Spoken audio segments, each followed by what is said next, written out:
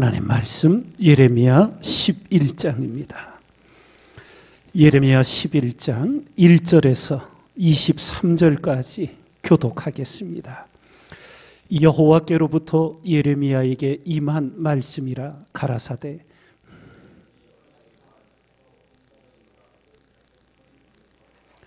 그들에게 이르기를 이스라엘의 하나님 여호와께서 이같이 말씀하시되 이 언약의 말을 쫓지 않는 자는 저주를 받을 것이니라.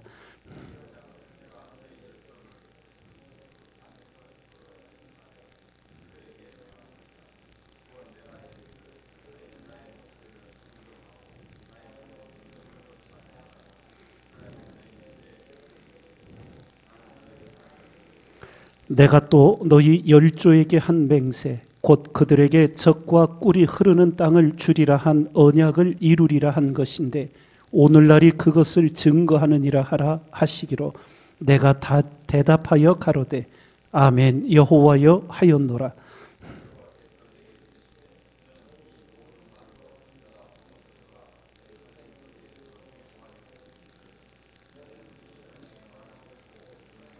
내가 너희 열조를 애굽 땅에서 인도하여 낸 날부터 오늘까지 간절히 경계하며 부지런히 경계하기를 너희는 내 목소리를 청종하라 하였으나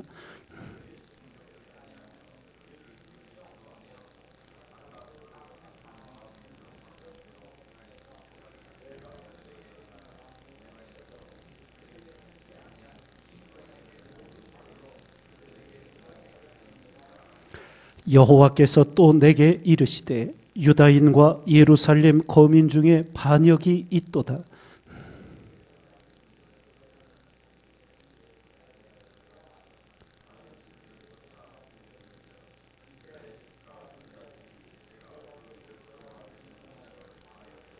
그러므로 나 여호와가 이같이 말하노라. 보라 내가 재앙을 그들에게 내리리니 그들이 피할 수 없을 것이라.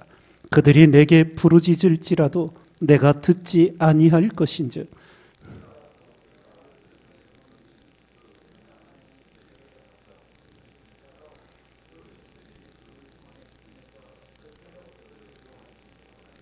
유다야 내 신들이 내 성읍의 수요와 같도다.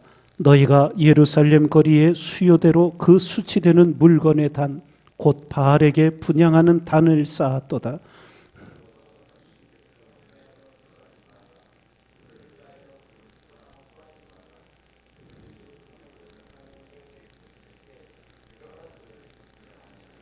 나의 사랑하는 자가 많이 행음하였으므로 거룩한 제육이 그에게서 떠났거늘 나의 집에서 무엇을 하는고 그가 악을 행하며 기뻐하도다.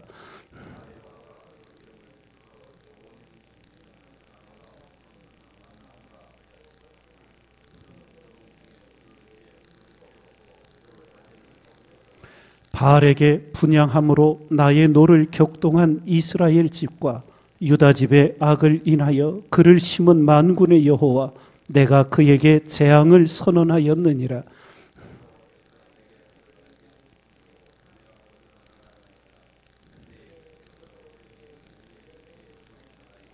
나는 끌려서 잡히러 가는 순한 어린 양과 같으므로 그들이 나를 해하려고 꾀하기를 우리가 그 나무와 과실을 함께 박멸하자. 그를 산자의 땅에서 끊어서 그 이름으로 다시 기억되지 못하게 하자 함을 내가 알지 못하였나이다.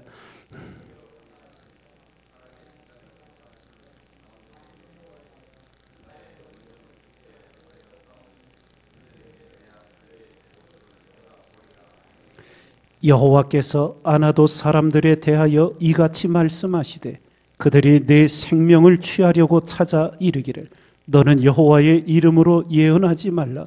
두렵건대 우리 손에 죽을까 하노라 하도다.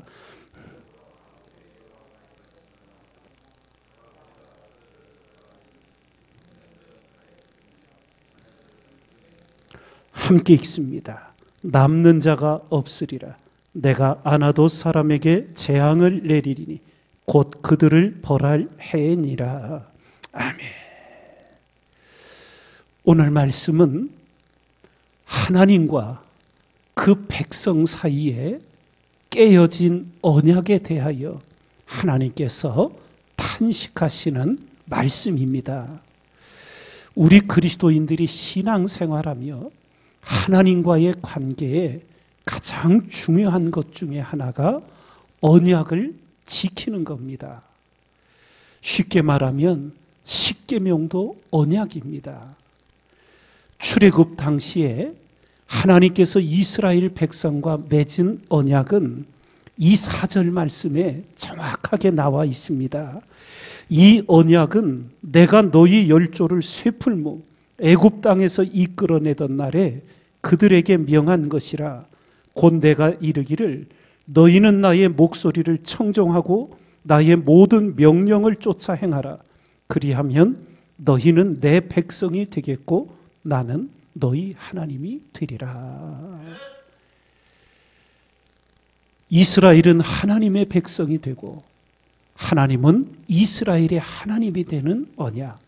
그 조건이 바로 하나님의 목소리를 청종하고 그 명령을 쫓아 행하는 것이었습니다. 그런데 우리가 성경을 보아 알듯이 산산이 깨어지지요. 늘 하나님 백성들이 깹니다. 그래서 성경을 표현하기를 하나님의 짝사랑이다, 이런 표현을 하게 되는 거예요. 우리가 이 언약을 잠깐 이해를 돕기 위해 설명을 드리면, 결혼식 때 주례를 하면서 이 언약의 이야기를 꼭 합니다. 사람의 삶에 두 가지 이 약속을 지키게 되는데, 하나는 계약이라는 거고 다른 하나는 언약이라는 겁니다. 계약은 우리가 집을 사고 팔거나 사람 간에 서로 조건을 따지고 조건이 맞아서 이제 계약을 하는 겁니다. 그런데 언약은 전혀 다른 겁니다. 언약은 조건을 넘는 겁니다. 아버지와 아들의 관계, 계약을 맺어서 아버지가 되고 아들이 된 거 아니거든요. 결혼의 관계, 자기들이 선택한 것 같지만 성경은 하나님이 짝지어 주신 것이라고, 그래서 사람이 나누지 못한다고. 이것이 언약입니다. 조건을 따져 하는 것이 아니에요.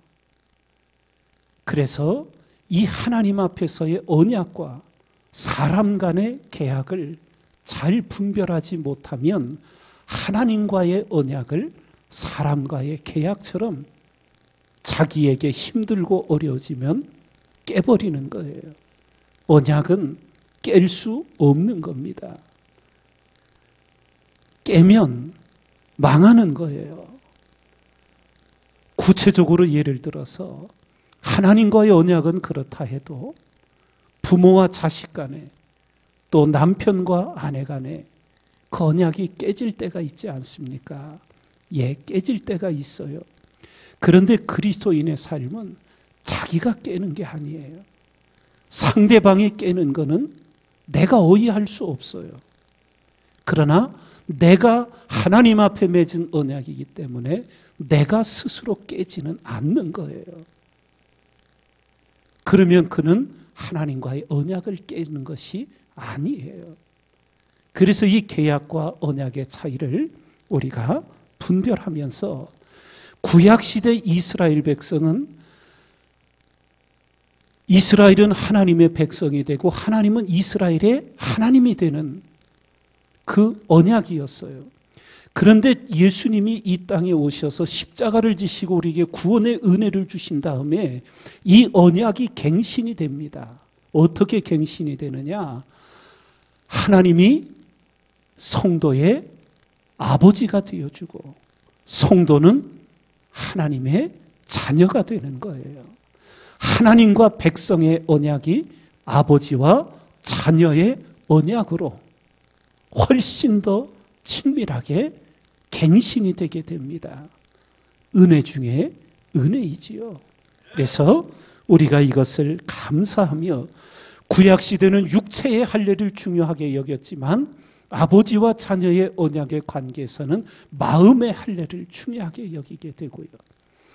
구약시대에는 입술의 고백을 중요하게 여겼지만 이제 신약 우리에게는 마음의 순종이 중요하게 이제 다루어지게 되었던 겁니다. 우리가 이 언약의 관계를 생각하며 마지막 하나 꼭 기억하고 살아야 할 것은 십계명의 언약.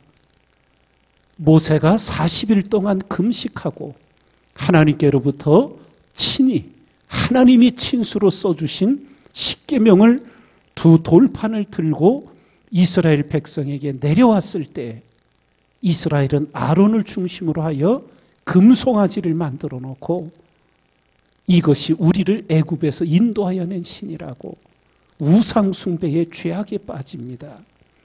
대노한 모세가 이스라엘 백성에게 하나님 주신 십계명을 들려주기 전에 두 돌판이 먼저 깨어져 나갔습니다. 언약궤 안에 들어간 십계명은 다시 만든 십계명이었죠.